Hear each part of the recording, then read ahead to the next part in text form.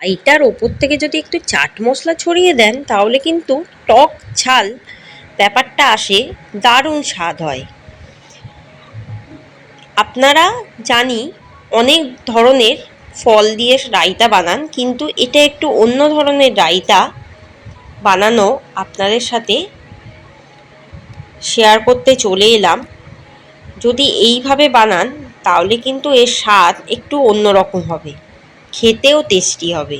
নমস্কার বন্ধুরা, মাই simple lifestyle ব্লগে স্বাগত জানাই। আশা করি ভালো আছেন, সুস্থ আছেন। গরমের দিনে এরকম রায়তা খেতে কিন্তু ভীষণ ভালো লাগে, আর সেটা যদি টক ঝাল মিষ্টি হয় তাহলে তো ব্যাপারটা প্রায় জমে যায়।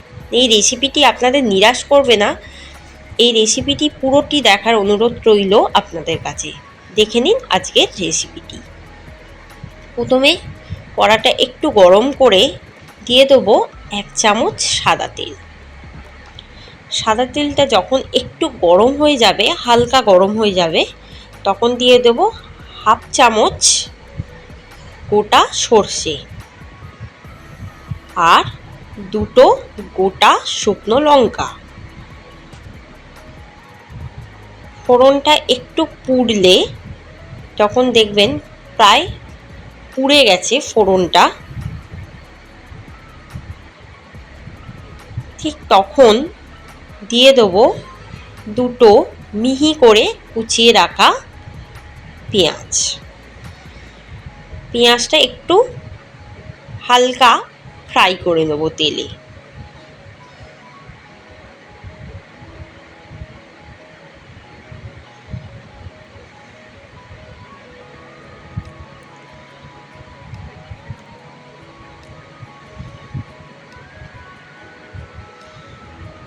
খুব বেশি ভাজার দরকার নেই। এবার দিয়ে দেবো 4টে মতো কাঁচা লঙ্কা কুচি।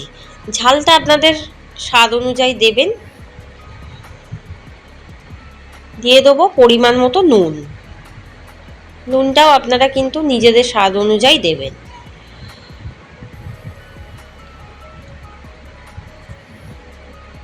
দিয়ে দেবো 4টে শসা লম্বা লম্বা করে কুচিয়ে রাখা, সেটা দিয়ে দেবো। পেঁয়াজটা আর লঙ্কাটা একটু ভাজা হলে এটাও একটু ভেজে নেব হালকা করে।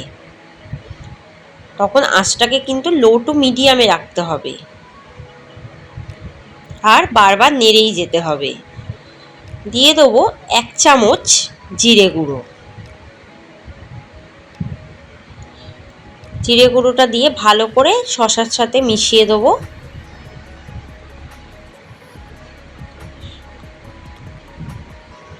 দিয়ে দেবো 300 গ্রাম মতো টক দই। এই টক দইটা কিন্তু আমার ঘরে বাটা, আপনারা ঘরেও পাটা টক দই ইউজ করতে পারেন, আবার বাজার থেকেও কিনে আনতে পারেন। কিন্তু টক দইটা কিন্তু একদম জলটা ঝরিয়ে নেবেন। দেখুন হালকা হালকা কিন্তু জল অলরেডি বেরোচ্ছে। দিয়ে দেবো 2 চামচ মতো চিনি। খুব বেশি চিনি দেওয়ার দরকার নেই।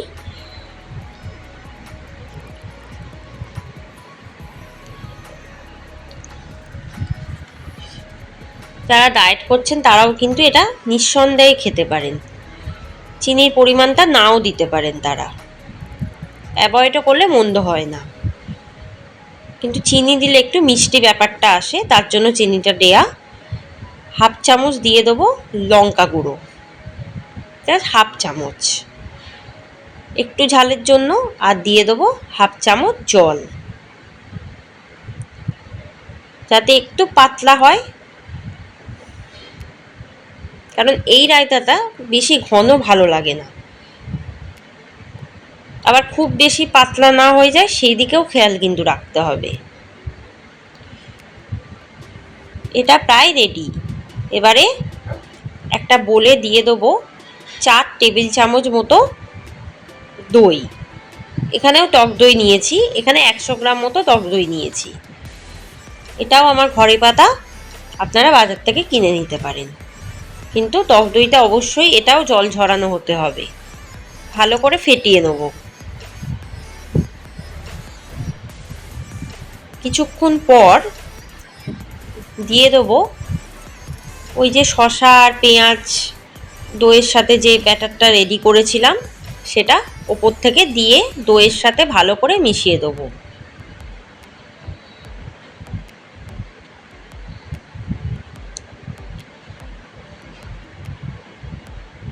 এক চামচ করে দিয়ে ভালো করে এই দইটার সাথে মিশিয়ে দেবো, পুরোটাই এর মধ্যে ঢেলে দেবো। দেখবেন খেতে কিন্তু দারুণ হবে যদি আমার রেসিপি মতো বানান। যদি রেসিপিটা ভালো লাগে অবশ্যই কিন্তু আমাকে কমেন্টে জানাবেন, বেল আইকনে ক্লিক করে রাখবেন যাতে ভিডিও ছাড়ার সাথে সাথে আপনাদের কাছে পৌঁছে যায়।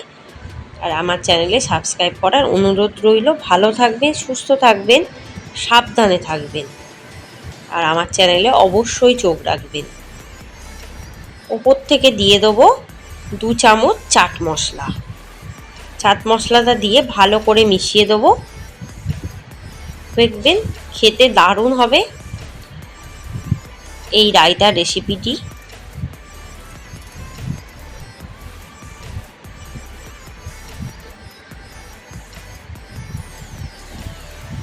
ভাতের শেষ পাতে খেতে পারেন।